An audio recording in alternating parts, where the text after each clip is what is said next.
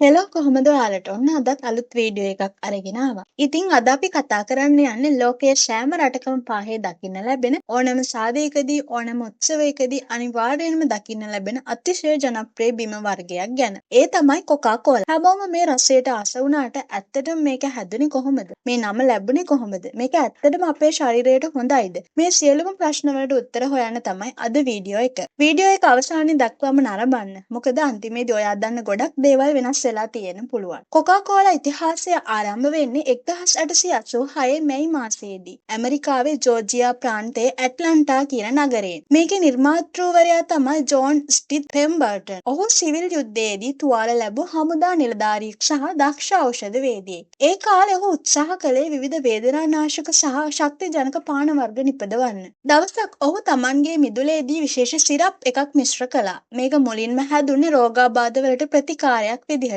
ඔහු මේක පෙම්බර්ටන්ගේ ෆ්‍රෙන්ච් වයින් කොකා කියලා හැඳින්වුවා. ඒ කාලේ වයින් සහ කෝකා කොළ වලින් නිස්සාරණය කරපු ද්‍රව්‍ය භාවිතා කරලා තමයි මේක හැදුවේ. පසුව ඇට්ලන්ටා නගරයේ මද්‍යසාර තහනම් කිරීමත් එක්ක ඔහු වයින් වෙනුවට පැණි රස සිරප් එකක් එකතු කරලා මේක අලුත්ම බීමක් විදිහට හඳුන්වලා දුන්නා. දැන් බලමු මේ නම ලැබුණේ කොහොමද කියලා. කොකාකෝලා කියන නම තැබුවේ පෙම්බර්ටන්ගේ ගණකාධිකාරීවරයා වූ ෆ්‍රැන්ක් එම් රොබින්සන් මහත්මයා විසින්. මේකේ ප්‍රධාන අමුද්‍රව්‍ය දෙකක් තිබුණා. එකක් තමයි කෝකා කොළ සාරය සහ අනික කෝලා ගෙඩිවල සාරය. ෆ්‍රැන්ක් රොබින්සන් හිතුවා සී අකුරු දෙකකින් පටන් ගන්න නමක් ලස්සනයි කියලා. ඉතින් එයා ඒ නම ඉතා අලංකාර ලෙස අකුරු කැපූ ක්‍රමයකට ලියන්න තීරණය කළා. අදටත් අපි දකින්නේම අකුරු ක්‍රමය එදා ෆ්‍රැන්ක් රොබින්සන් අතින් සිද්ධ වුණ එකක්. ඔයා කවදාවත් හිතලා තියෙනවද ශ්‍රී ලංකාවේදී බොන කොකාකෝලා එකේ රසය නෙවෙයි ඇමරිකාවට ගිහින් බොද්දි දැනෙන්නේ කියලා. මේක හරිම පුදුම හිතෙන කාරණයක්. ඇත්තටම රසම කෝක් එක තියෙන්නේ කොහෙද කියලා අපි බලමු. ඇයි මේ වෙනස සිද්ධ වෙන්නේ කියලත් ඒ වගේම අපි බලමු.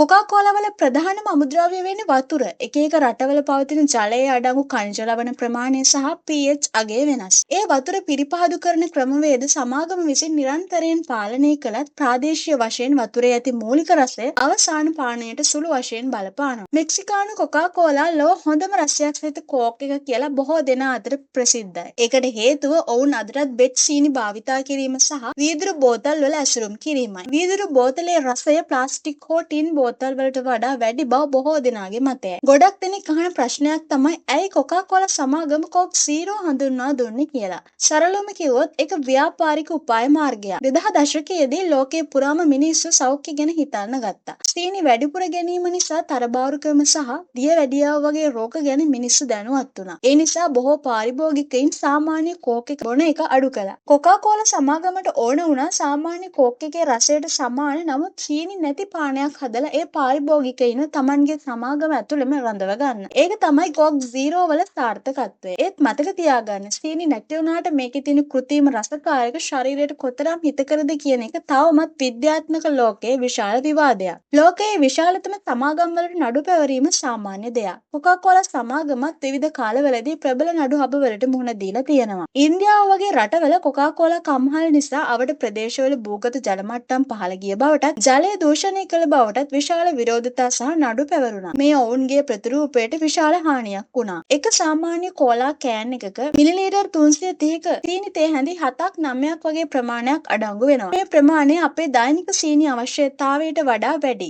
ඔබ නිතර කොකාකෝලා පානය කරනවා නම් මේ අධික සීනි ප්‍රමාණය නිසා දියවැඩියාව, තරබාරුකම සහ දත් දිරා යාම වගේ රෝගී තත්ත්වයන් ඇතිවීමේ අවදානමක් පවතිනවා. කොකාකෝලා ගැන ඔයා හිතන්නේ මොකක්ද? පහලින් කමෙන්ට් කරන්න. වීඩියෝ එක හොඳයි නම් ලයික් කරන්න. යාළුවන්ටත් දැනගන්න ෂෙයා කරන්න. ඉදිරියටත් මේ වගේ රසවත් තොරතුරු දැනගන්න අපේ channel එක subscribe කරන්නත් අමතක කරන්න එපා. ඉතින් ඊළඟ වීඩියෝ එකෙන් හමු වෙමු.